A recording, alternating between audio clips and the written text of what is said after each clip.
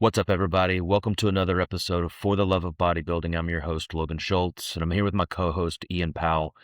Ian, you are now, what, 2 weeks out?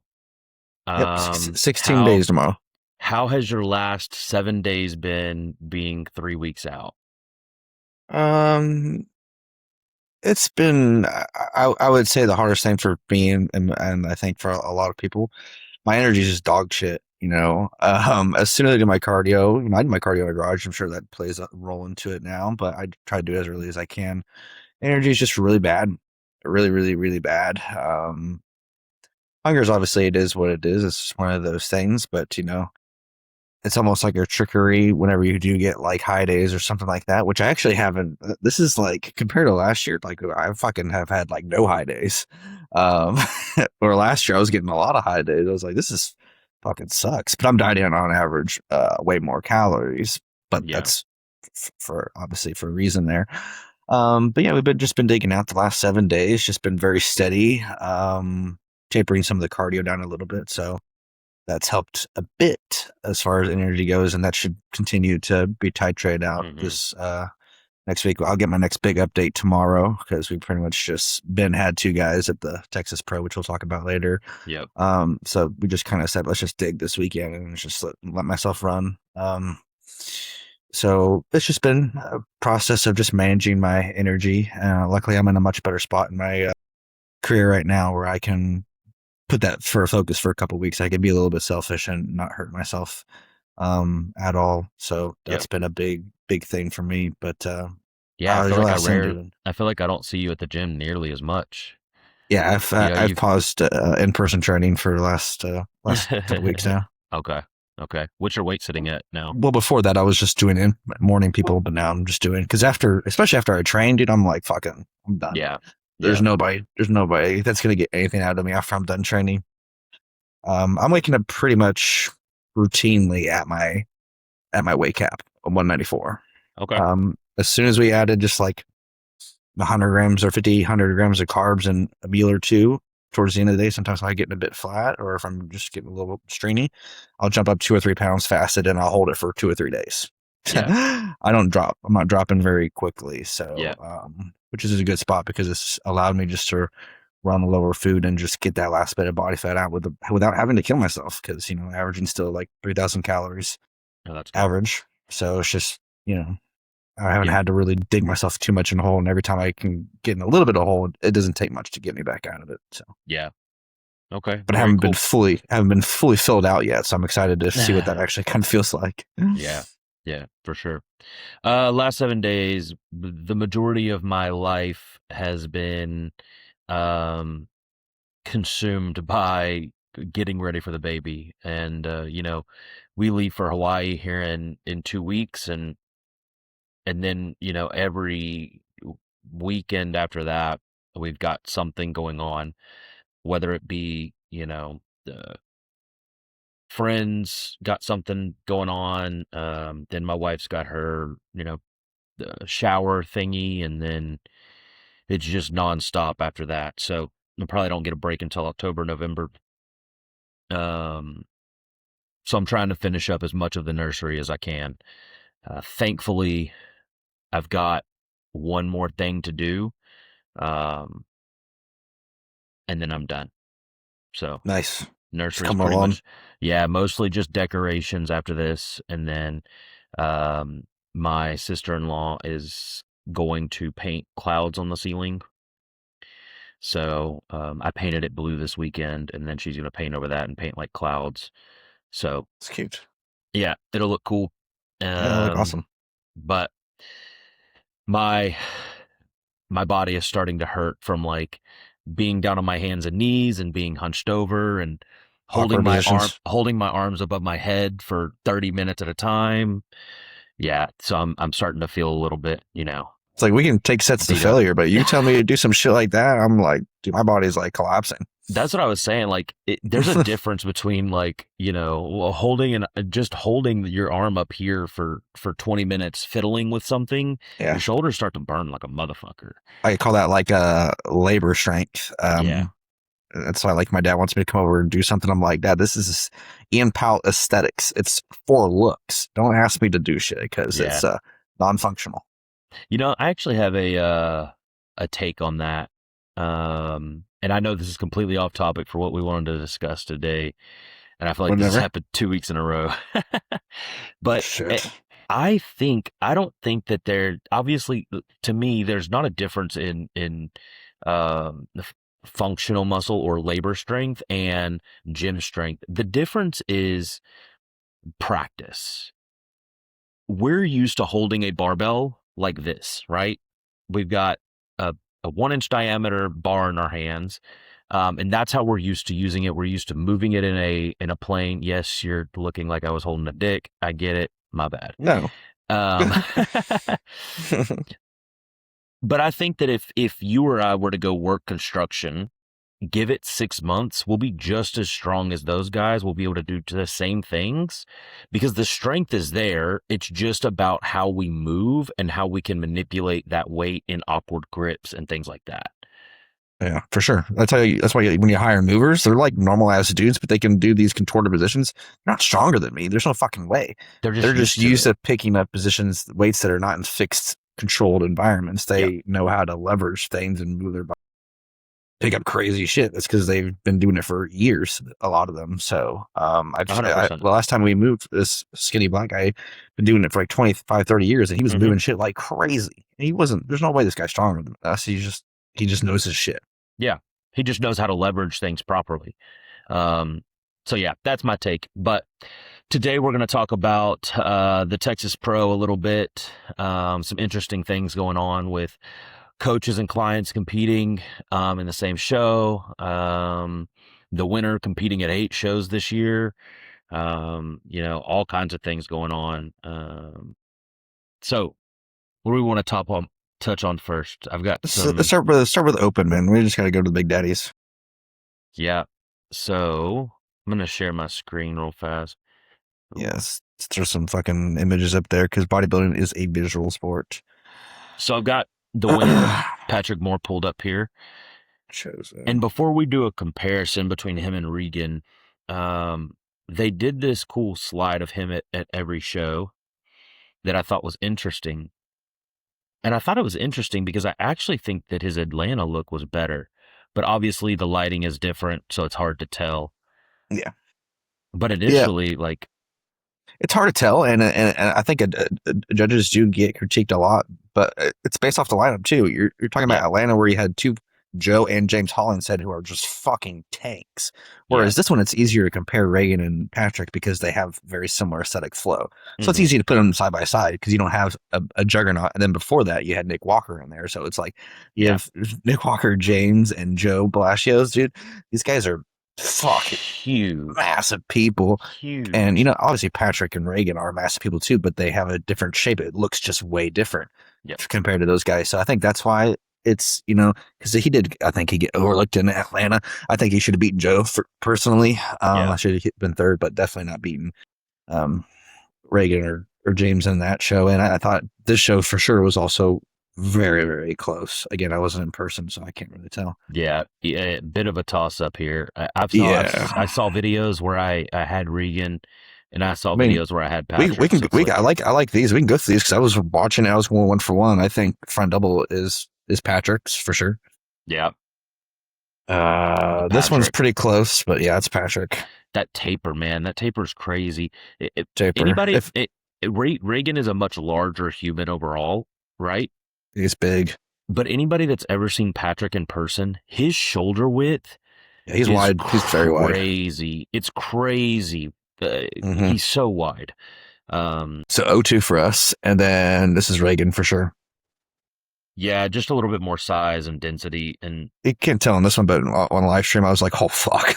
You see him side by side. Reagan's just so good. Yeah.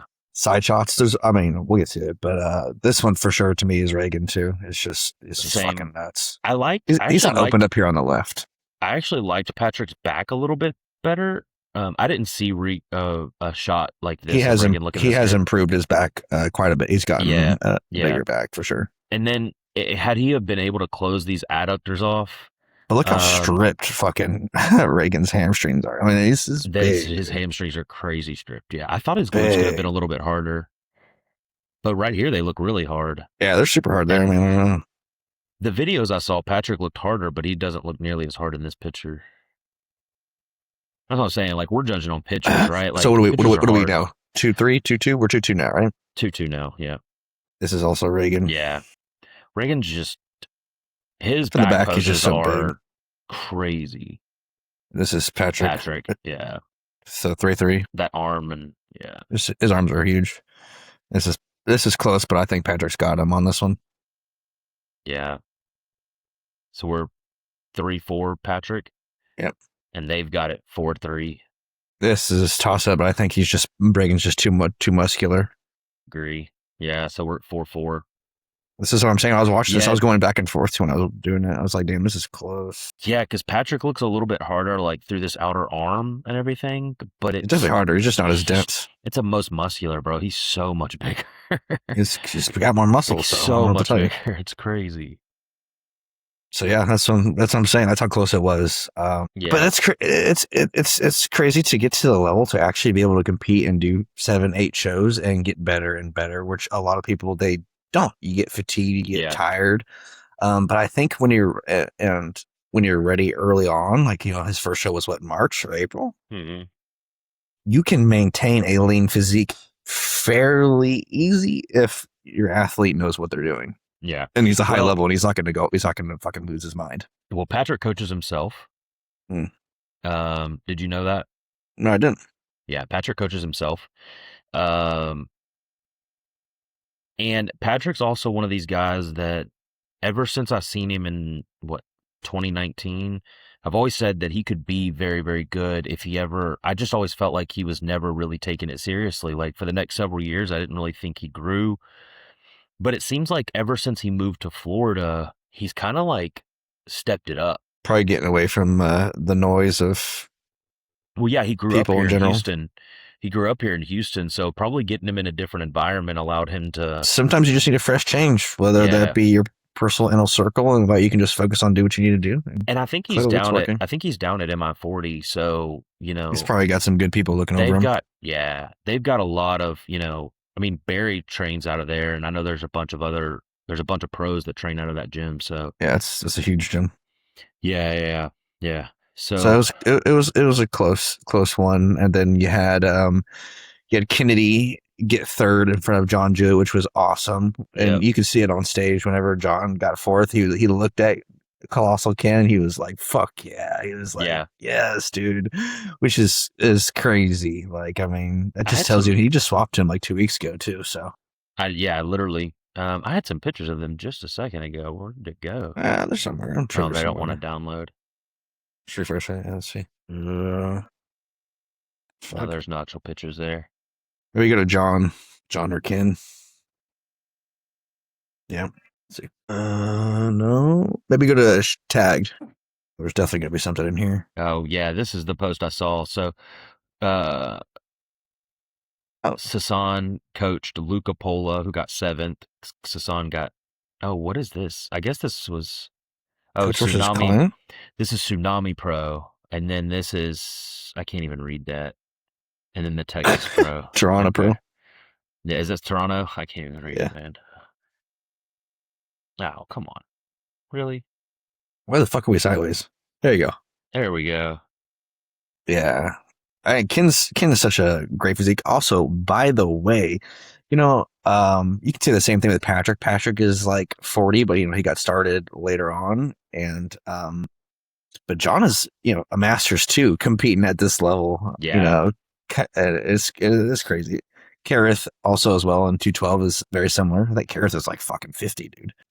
Yeah, Kareth is older. It's crazy. But like Kenny's gonna be a great open bodybuilder. He's gonna have a great career.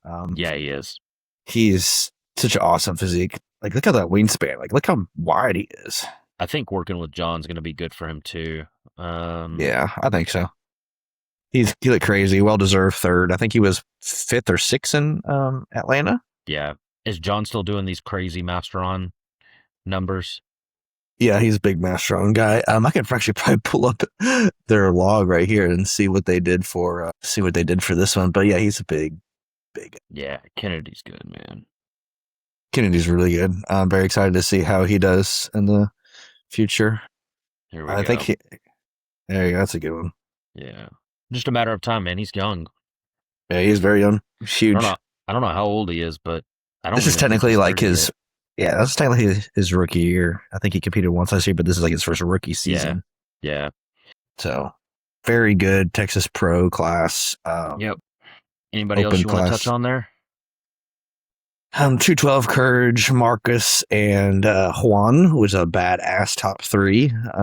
Fucking Courage is so good. You bring somebody like that classic that can fill out the 212. I mean, it just shows you Yeah. how dominant he can be. Like he's gonna be pushing right up there for a while. And Courage came from He came from Classic. classic. Yeah. And you could tell, like, when he's on the stage, you're like, yeah, dude, this guy is fucking flowing. There's right there. Look There at we him. go. Like how pretty he is. Yep. Juan has a very pretty physique as well. Super, super pretty.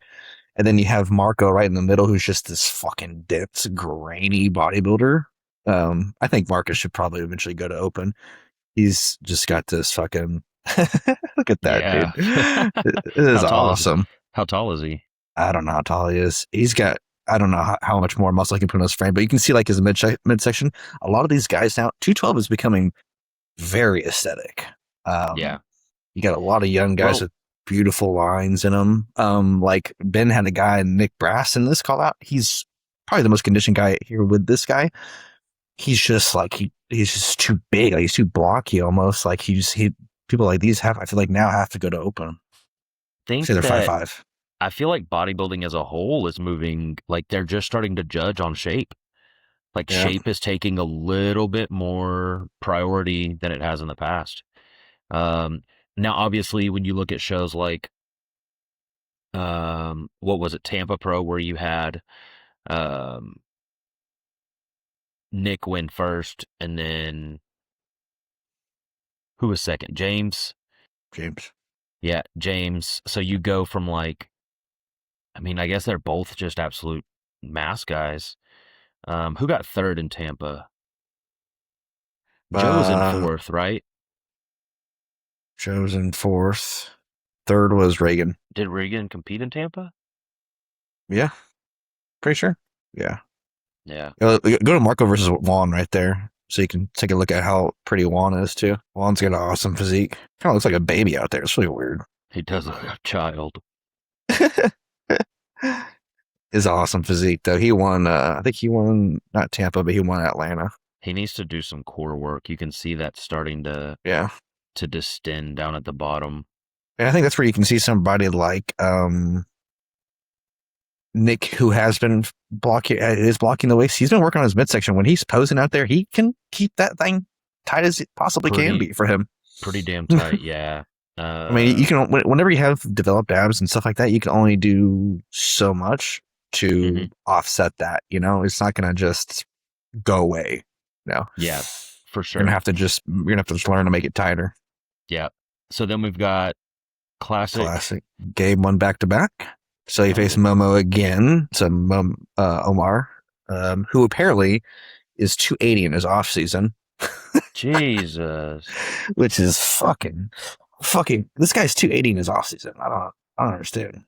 How big is he? I mean, what's his I don't know. height? He's got to be like 224 or 230 Sure. here. I was gonna say, surely he's in the 230s. Yeah, Goodness. beautiful physique. He's just got a little bit to fill out, I think, in his back, to really be able to Mm, get up there against some of these other guys. But he works with Callum. he's Callum very is good. fucking badass. So it's very good, very very good. Very And you good. push Gabe twice. And Gabe is a top 10 potential Olympia guy. So Yeah. classic this year. The O should be crazy. Um, I how, I love that. That's such a cool shot. how did he get a hat on stage? They got all the overalls got hats. The overalls? But yeah, the First winners, place? The winners? That's funny. even the females. The females had a blinged out hat. That's funny. Very Anything cool. else? Anybody else? Anything else you want to touch on for Texas Pro? Um, no, If I can speak right. Texas Pro. Nope. All right. I guess we can get on our topic today then, huh? Yeah. Whew, excuse me. Okay. So our So, topic really for the day, we're talking about people and leveraging certain things, and I think peptides is a big deal, a big thing, big market, big gray area. People and everybody can use them. There's even certifications out there for people that are peptide certified, which is absolute jargon, bullshit. So I love using supplements, PEDs, peptides. I think they're great tools. I'll have somebody come up to me and they'll be like, "What do you think about MOTC? I've been thinking about running MOTC." I was like, "Well, have you been doing cardio every day? Have you not missed a meal for 3 months? Have you been training your ass off? How do you sleep? If you can't do any of that out of 10 out of 10, in my opinion, you're not really going to leverage what you can out of some of these more minute mhm. peptides. Now, there's some obvious ones like we can talk about, like Retta and stuff like that, that, people are intaking in masses. That can be quite good, can be quite useful, but I think they have their cap once you get to a certain point. In bodybuilding, not lifestyle. This is bodybuilding. Well, let's be honest. I don't think that high-level bodybuilders are using Reta. No, your favorite pro does not use Is Retta. does not use it. They probably never Um, even tried it. I think that it has a time and a place. I've spoke on this before. I think that it has a time and a place, and I do think that it is very, very good. And for For me, sure. It's helped me tremendously whenever I have digestive issues. Just kind of help slow things down a little bit. Uh, I found it to be very useful in my rebound and then into my off season when I was still very lean. Um, but again, I was having massive digestive issues, where everything was running right through me, and so that kind of allowed things to slow down, and help me out there. That is something that I've dealt with all of my life, but most people don't. And I would agree, if you're not doing everything else perfectly, a lot of the peptides and um, those things in that market, the percent change that they're going to have, the percentage effect that they're going to have on your physique is so minimal that you're not going to notice anything. To be honest with you, I've used a lot of things, and very few of them did I ever actually notice something happen on. Um, so what's tried and true? Steroids. Test and GH. Yep, they work. They If work you're gonna very use well. if you're gonna use a peptide, use GH. Yeah. If we're gonna call it that, which we are, I'm gonna call it peptide. I mean, it is a peptide, right? It is. It is. Yeah. There's all these sort of secretagogues and stuff like that. We talked about this before, but it's always important to rehash some of these things. All that is going to be just as or more expensive than finding a decent generic, which there are a lot of good generics out there nowadays that can fit the bill, Yep. that won't cost you that much money, and that will give you more bang for your buck. 100%. Um, if you're worried about shutting down your natural growth hormone production, chances are you're not producing much growth hormone anyways, as you are an adult. You just really don't. It's not a thing anymore. Yeah. As you grow, as you It's get done. older, it diminishes Yeah. quite heavily. That's why it's considered a longevity drug, and Yeah. you know, um, yeah, in my opinion, and I think you agree that the GLPs, Reta, and I would say Tirzepatide. I don't really think that Sema really has much of a No. place anymore. No. But I think those two can be used in certain scenarios, um, that are beneficial. One scenario that I can think of is that I've got a guy that's not lean. Um, he is. We've got quite a bit of weight to pull off of him still. His calories are not super low, but he's super hungry within 10 minutes of a meal, which generally you see that happen with a leaner person. That's pretty normal to happen. But considering that he's not lean and his weight's really not moving, we add in a low dose to just help mitigate some of that hunger signaling a little bit. I think a lot of this food noise topic and a lot of this food discussion when it comes to Retta, in large part, I feel like is a dopamine response for how you were raised as a child and how you were shown with food growing up and how you responded to food growing up. You know, some people lived in households where their mom or dad were badass cooks and they had great meals and dinner and the dopamine of having a good meal with the family or whatever it is, it gave them fulfillment. I feel like it really acts more on that with the Reddit as well than the dopamine of the response of the reward of feeling and eating something good. Where you have people who may not have come from a well-nourished background and they might be a little bit less attached to food, or they may be more aggressive towards food. You know, there's some people that are like really food aggressive and they have really no reason to be. They have plenty of body weight, body fat on, but for some reason, maybe in their childhood, they had some sort of childhood trauma that like food scarcity or something like that can be an issue. So I feel like a lot of that response of how we deal with hunger can come from just how we kind of grew up and the reactions that we've had. And I think that Reddit plays largely on the dopamine aspect of that can help subdue that for a lot of people. But, when you get lean enough, I use Reddit my last prep, and I think we went up to 3 milligrams per day or 3 milligrams per week. And I was like, it didn't do shit. When you're lean enough, it's just like you're going to be hungry regardless. And if you're pushing in deep into contest prep, all it is going to disrupt potential higher chances of refeeds and to offset some of that hunger, which you want to be able to actually eat your higher refeeds and work with your body and work with your metabolism rather than having this kind of back and forth debacle. And you could say the same thing too, post show too. Like you used it post show, and I feel like it can be very helpful in your post show, but also just learning different tips and tricks on how to satiate yourself with your meals to make sure that you're not necessarily feel like you need to kind of go overboard with the food post show rather than, because if you're trying to use Reddit for insulin sensitivity post show, you're not going to have that issue if you're in shape. That's not the problem. It's mostly like you said, this guy 10 minutes after he's eaten, he's hungry, right? Yeah.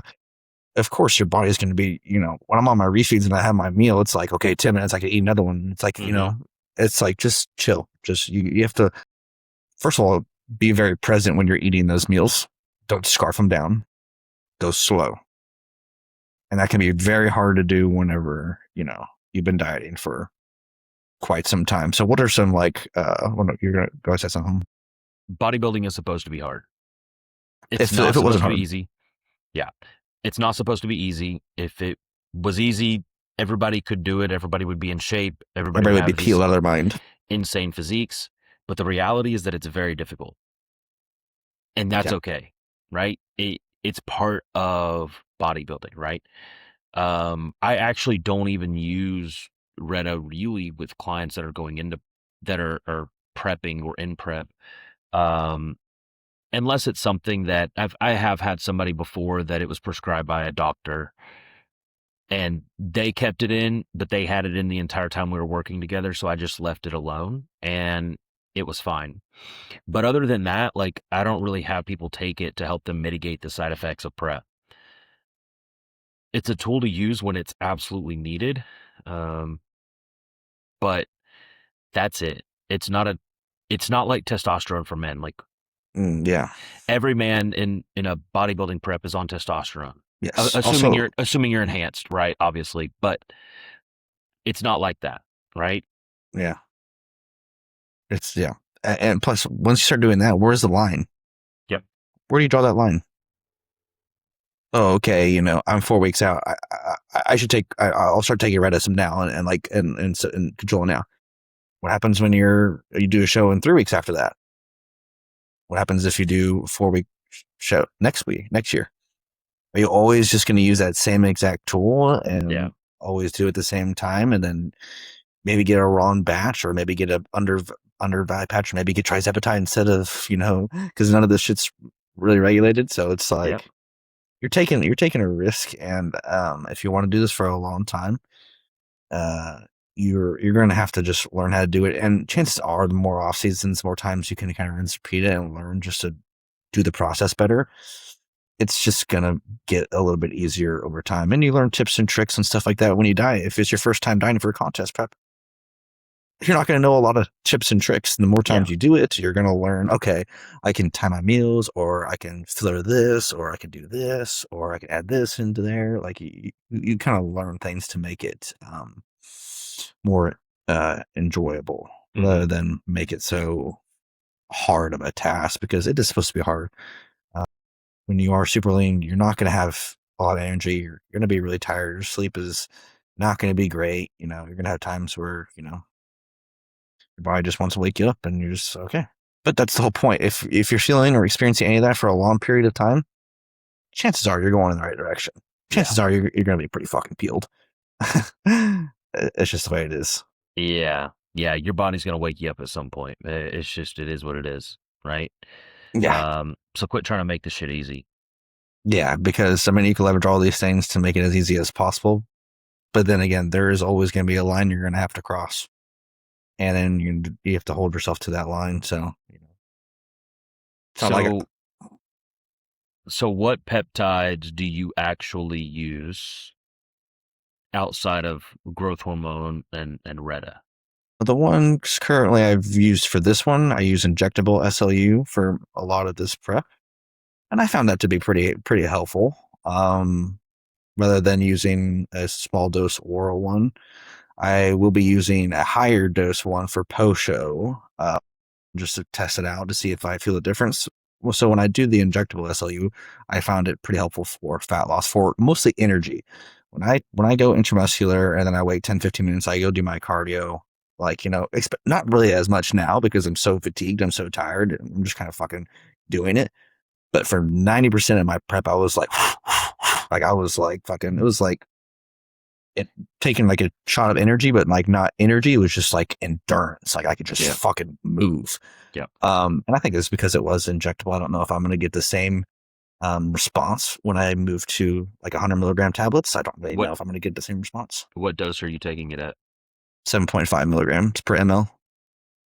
So, and that's an injectable one. It doesn't hurt at all either. You're So, taking so you're taking a milliliter a day. yeah, milliliter, 1 Yeah. ml pre cardio, pretty much every day.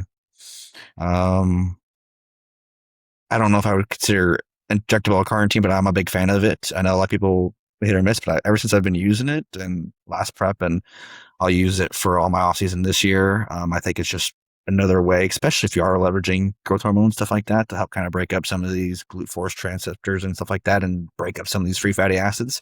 I think it's anything to leverage that side of the equation is going to be helpful, Yeah. especially rather than oral. If you're going to take something, for the most part, injectable is the way to go. But I am going to try this oral SLU just because you get tired of pinning after a while. So let's see if I can get away with oral for a Yeah. bit, and give my body a break. I've heard a lot of good things about high dose oral. I have two. Yeah. That's why I'm very curious. I haven't heard much about the inject, so I was like, okay, cool. Let's just see that. But I I have didn't heard even know they had 100, it in injectable. 200, 300. I've heard of that is very effective. So I'll run that in my post show phase, and just to keep that in there, just to because we didn't use any T3 or anything like that. So using something like that just to keep fat burning, Yeah. just to keep it and try it out. I do like MOTC. It just gets kind of expensive to run. I do like.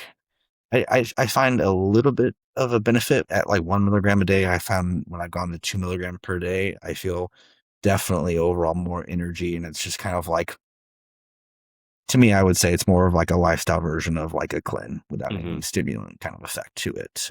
If you run it at a higher dose, like 2 to 3 milligram per day, but Yeah. it does get expensive. That it? Yeah, those are Yeah. the ones that I've been using. So I tried SLU for a very short period of time, ended up pulling it out because I was having an elevated heart rate too high over an extended period of time. Um, I don't think it was because of the SLU. I think it was a culmination of everything that was going on at the time. That my resting Yeah, heart rate was just sitting pretty high. So I still have some of it. I just haven't used it again. But I think it's a low dose of it. I think it's only like 500 250. micrograms or something, Yeah, 250, yeah, something like that. So I'm I use that definitely in my in. off season. Yeah, I'm definitely interested 500. in trying a bit of a higher dose next time and seeing how that goes.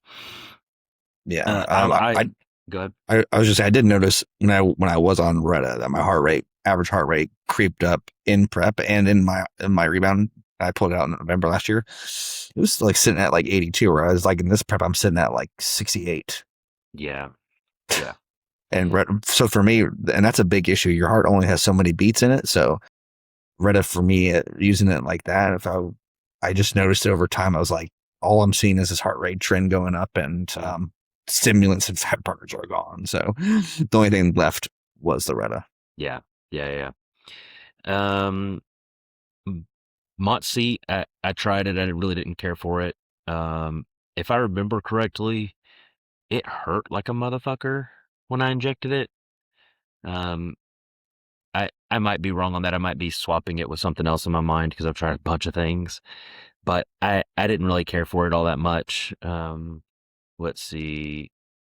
Yeah, so really, and you talked about SLU pre-cardio.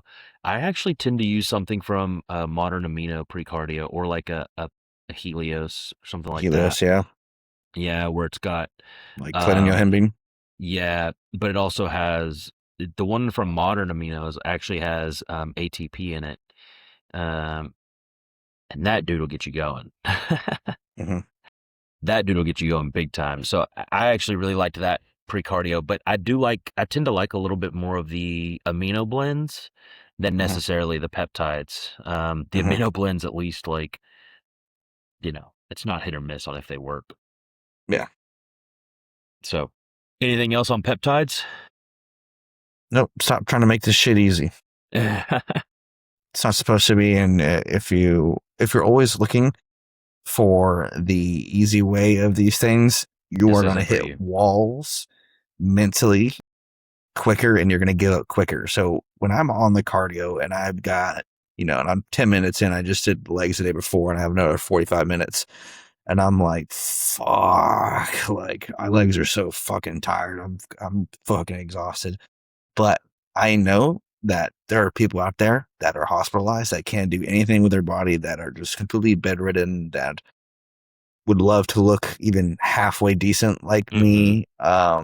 And that pushes me through those sessions. And I'm like, what am I to fucking bitch about? I decided to do this. I'm pushing myself to this. And it's supposed to be hard. And every time you go through a hard day or you wake up early and you have a hard, long day of low food or high fatigue, every day you get through it, it's just another one way ticket to Peeled City. Yeah.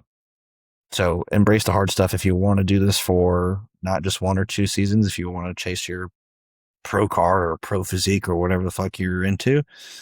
It's not going to be easy and it's not supposed to be, or honestly, I wouldn't do it. Yeah. I really wouldn't do it. Things to me, whatever I decided to do with sports or whatever it was, things usually came pretty easy to me. This is something I've had to work out for a very, very, very long time. And that's the reason why I've always loved it, because it's always something to do. I'm already looking forward to my post show rebound. I've already got things planned. Like I'm looking forward to making the process even better and leveraging that more and more. So if you just can't get obsessed with just enjoying how hard it can be and how privileged it is at the same time, Yeah. it's going to be a long, long, long road. I have to agree. I'm in a similar boat in that, sports generally came pretty easy to me. I wasn't amazing at any sport. I wasn't, collegiate level. But I was pretty good at you know, most sports. Um, and even powerlifting, powerlifting to me came a little bit easier. Yeah. And I always really struggled to put on size, and I think that's what attracted me to bodybuilding is that it was just harder. It was harder to do. Takes way longer than building strength. Yeah, and it's a lot more around the clock, you know, like we've got to worry about what we're eating all the time and how much sleep we're getting and you know, making sure that everything is right. So, you know, we pick what we eat. I've met people that say, I just want the easy route. Like, what's the easiest way to me to do this? And I'm like, well, bodybuilding's not for you. Like, Getting in shape is not for you. I've had people ask yeah, me, "What's the easy? How can I lose the most amount of fat without doing cardio or steps?" I'm like, zero. don't eat anything. Just, Yeah, I fucking don't know just what to, I starve don't know all what to tell day. you. I don't know what to tell you. Quit being a fat fuck. Yeah, stop doing that. But yeah, that's it, man. Just building muscle just takes time, and it's around the clock. You know, with every sport that I played, I could practice for 3 or 4 hours or play sport, and then I can go home and I can eat, chill, stay up as late as I want to, do whatever I want, and for the most part, I'm gonna perform relatively the same. Whereas everything you do marginally better increases your physique and your capability to get in shape and build muscle Yep. that much more. So it's just an addicting process. Yep. So, all right, I think that about wraps up this episode. Like, subscribe, share, follow, whatever, all the shit. Ding the bell. Ding the bell. There you go. Till next time, guys. Later. Peace.